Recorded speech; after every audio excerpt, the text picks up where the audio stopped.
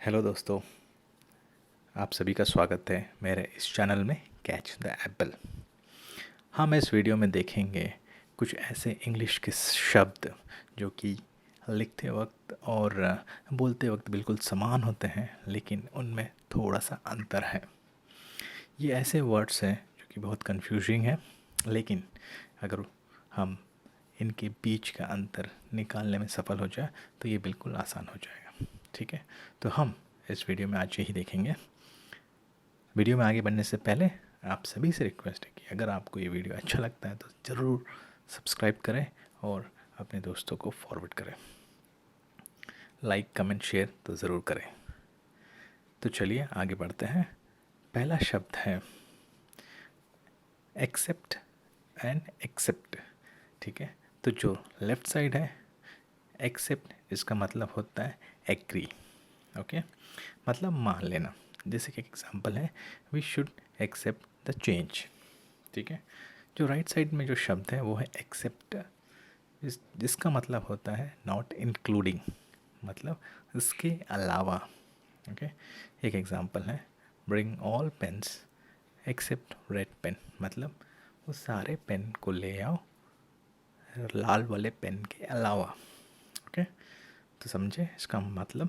एक का मतलब होता है मान लेना और दूसरे का मतलब होता है उसके अलावा। अब ये देखते हैं कि ऐसे शब्दों के बीच में जो अंतर है उसे कैसे पता करें। ठीक है, तो इसमें देखते हैं एक्सेप्ट और एक्सेप्ट में प्रोनाउंसिएशन में दोनों सेम ही है। जो कॉमन पार्ट है उसमें वो है सेप्ट, CEPT, ये कॉमन है। तो अंतर क्या है, वो है AC और EX। ठीक है, तो अब मुझे याद कैसे रखना है इसे। तो AC, ठीक है, जब हम देखा एक्सेप्ट का मतलब होता है मान लेना, मतलब आप कुछ ले रहे हैं। ठीक है, तो आप ऐसे याद कीजिए AC मतलब एयर कंडीशन, एक रेफरेंस ले लीजिए। और एयर कंडीशन से हम क्या करते हैं, हम हवा लेते हैं। ठीक है, तो take air from AC accept लेना। ओके, और दूसरा जो एक्सेप्ट है जिसमें से EX है, आप ऐसे याद कर लीजिए एक्स फ्रेंड, मतलब एक्स जो नहीं है उसके अलावा। ठीक है, एक्स फ्रेंड। तो ये हो गया एक्सेप्ट को याद करने का तरीका। ठीक है, चलिए अब देखते हैं दूसरा शब्द। ये है देन और देन। ठीक है, पहला देन का मतलब होता है कंपेयर। जैसे कि example brand A is better than brand B। Okay, यहाँ पे हम एक को दूसरे से कंपेयर करते हैं, तो हम यूज़ करते हैं देन का। दूसरा है देन, प्रोनाउंसिएशन वाइज बिल्कुल सेम है। इसका मतलब होता है नेक्स्ट। जैसे कि if you sleep early then you can wake up early. अगर आप जल्दी सो जाते हैं तो आप जल्दी उठ जाते हैं, मतलब अगर आप जल्दी सोते हैं तो नेक्स्ट क्या, आप जल्दी उठ सकते हो। आइए दोनों में डिफरेंस कैसे निकालते देखिए।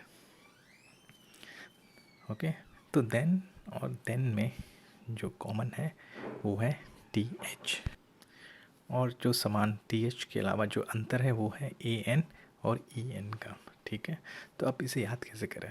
तो जैसे मैंने कहा कि देन कंपेयर के लिए यूज़ होता है, तो ऐसे याद कीजिए THAN को एंड मान लीजिए, एंड तो X एंड Y ANB हम कहते हैं, राइट, कंपेयर करते हैं X एंड Y।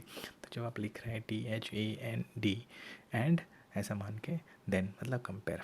ओके, और दूसरा EN, जो नेक्स्ट एक ख़त्म हुआ दूसरा शुरू हुआ, तो END एंड, ऐसा रेफरेंस सोच लीजिए end. So THE end then, end का होता है देन। तो इस तरीके से इन दोनों शब्दों के बीच का अंतर हम लिखते समय ध्यान में रख के करेक्ट शब्द लिख सकते हैं। आइए देखते हैं तीसरा शब्द। यह है ब्रेक एंड ब्रेक। ठीक है, इन दोनों शब्दों में एक चीज़ जो बिल्कुल समान है वो है इसमें अक्षर BREAK और उसमें BRAKE, दोनों में 5-5 है और दोनों में समान है ABER और K।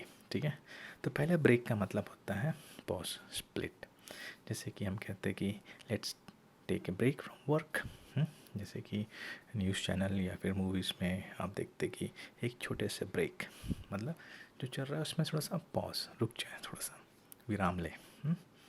दूसरा ब्रेक का मतलब होता है ऐसा डिवाइस जो कि चलती हुई गाड़ी को स्टॉप करता है, जो कि हम हर कार में और सारे गाड़ियों में देखते हैं ब्रेक, जो हम लोग लगाते हैं ब्रेक लगाना। सो एग्जाम्पल है apply the brake to stop the car. चलिए देखते हैं कि इनके बीच का अंतर कैसे निकालें। ठीक है, तो दोनों शब्दों में जो कॉमन पार्ट है वो है बी आर, और जो डिफरेंस है वो है ई ए के ई। तो अगर हम हिंदी में देखें तो ये एक, ई ए के एक, तो ऐसा कहें एक ब्रेक हो जाए। ठीक है, तो जब भी हम लोग बी आर ई ए के एक, तो हम उस ब्रेक की बात करें जो कि पॉज बोलता है। और दूसरा है ए के ए, अगर हिंदी में से पढ़े तो ये आ के, ऐसा कह सकते हैं आ के। ठीक है, तो हम किए आ के रुक गया, तो हमने ब्रेक लगाया। ठीक है, तो ये हो गया ब्रेक और ब्रेक। ठीक है, नेक्स्ट शब्द है अफेक्ट और इफेक्ट। ठीक है, पहला इफेक्ट का मतलब होता है इन्फ्लुएंस करना, टू चेंज करना। जैसे एग्जांपल है lack of experience affects the driving. ठीक है, मतलब ये है कि ये एक एक्शन कर रहा है और चेंज लेके आ रहा है। ठीक है, जो दूसरा इफेक्ट है ये क्या होता है, ये एंड रिजल्ट होता है, मतलब कि काम हो चुका है और जो रिज़ल्ट दिख रहा है आपको, जो रिज़ल्ट दिख रहा है हम उसके बारे में बात करें। जैसे कि हम कहते हैं मेडिसिन के साइड इफ़ेक्ट होते हैं, जो साइड इफ़ेक्ट्स होते हैं वो इफ़ेक्ट। ओके, अब देखते हैं दोनों शब्दों में कॉमन और डिफरेंस क्या है। तो दोनों शब्दों में सारे अक्षर सेम है, सिर्फ पहला छोड़ के। अफेक्ट में ए है, इफ़ेक्ट में ई है।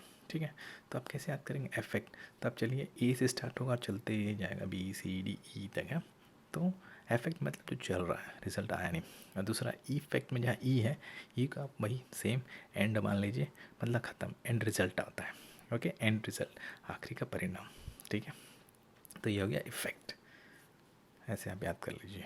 ठीक है, लिखते समय F F E C T जो सेम है वो सेम ही रहेगा। आखिरी जो शब्द है वो है प्रिंसिपल और प्रिंसिपल। जो पहला प्रिंसिपल होता है वो होता है हेड ऑफ द स्कूल या कॉलेज, जैसे कि X Y Z is the principal of A B C school. और जो दूसरा शब्द है प्रिंसिपल, वो एक्चुअली होता है फंडामेंटल रूल और बिलीव, एक मान्यता, एक सोच, एक नियम।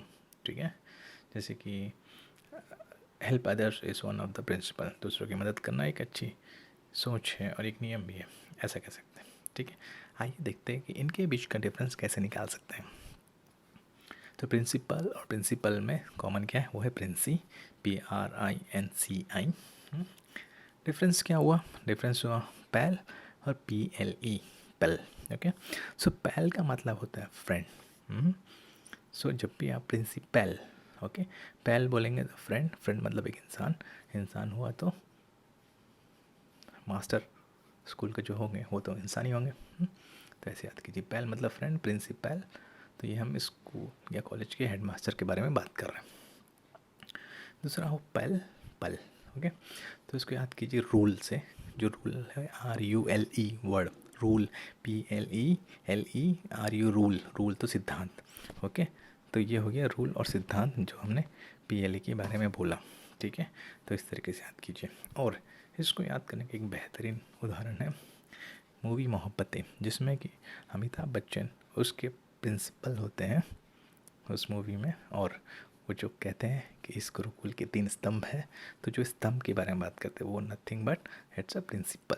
ओके, सो पैल फ्रेंड, इंसान, और ple is rule, RULE rule, PLE से दोनों को समझ चाहिए। ठीक है, तो ये थे इस वीडियो में आज के 5 शब्द। मुझे उम्मीद है आपको अच्छा लगा होगा। सो अगर आपको अच्छा लगा तो प्लीज़ सब्सक्राइब करें, लाइक करें, कमेंट करें, और ज़रूर मुझे बताएं कि आपको कैसा लगा। और मैं जल्दी ही अगला वीडियो लेके आपके सामने हाजिर होता हूँ। Thank you very much.